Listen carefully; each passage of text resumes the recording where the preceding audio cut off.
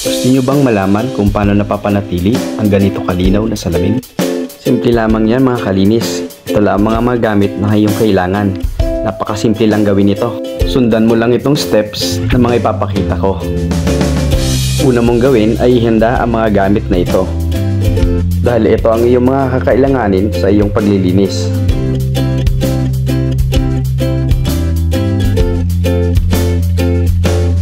Kailangan mo ng glass squeegee, sponge with scrubbing pad, microfiber na basahan, at saka spray bottle na meron lamang glass cleaner. Dahil mahaba at malapad ang salamin, umpisahan muna natin dito sa isang panel.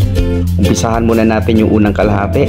Mag-spray tayo ng glass cleaner mula sa taas pababa gamit ang X pattern. Ginagawa ang pattern na ito upang hindi masyadong marami ang glass cleaner na may ilalagay natin sa salamin. Pagkatapos, umpisahan natin ng pag-scrub gamit ang sponge mula sa baba papunta sa taas. Dahil ang glass cleaner ay tumutulo pa ibaba, kaya kinukuskus natin ito ng paitaas. Gamitin ang glass squeegee ng 45 degree papunta sa kabilang kanto. Pagkatapos ay punasan mo ng basahan ang iyong glass squeegee. Pagkatapos, umpisahan mo naman sa taas, pababa. Tapos punasan ulit ang iyong glass squeegee. Then ulitin mo lang ito, pabalik hanggang sa makarating ka doon sa kabila.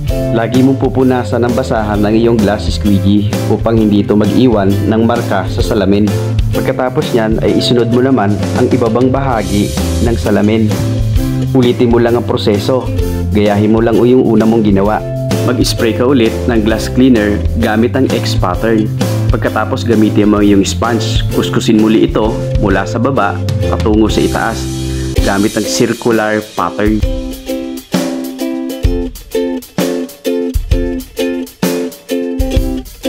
Pagkatapos niyan ay gamitin mo ulit ang iyong glass squeegee at microfiber rags. Pero sa pagkakataong ito, pababa na ang iyong paghagod. Tapos ulitin lang ulit na punasan ng basahan. Paulit-ulit lang ito hanggang sa makarating ka sa kabilang gilid. Dahil ang salamin natin ngayon ay clear, para sa mas magandang resulta, gawin mo rin ito sa kabilang side. Yun lang, maraming salamat. Paki-follow, like, and share for more videos.